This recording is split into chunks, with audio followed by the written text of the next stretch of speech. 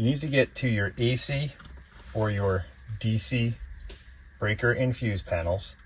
They're behind your bench seat cushion.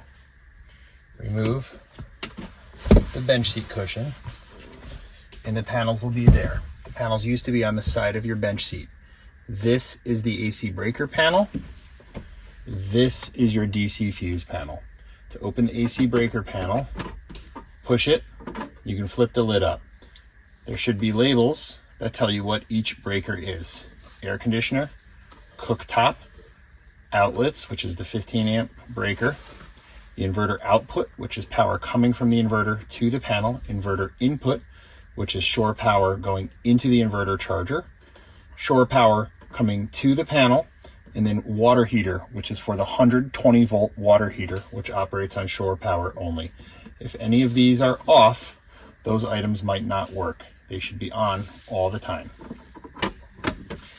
The DC fuse panel, you can use a coin to open.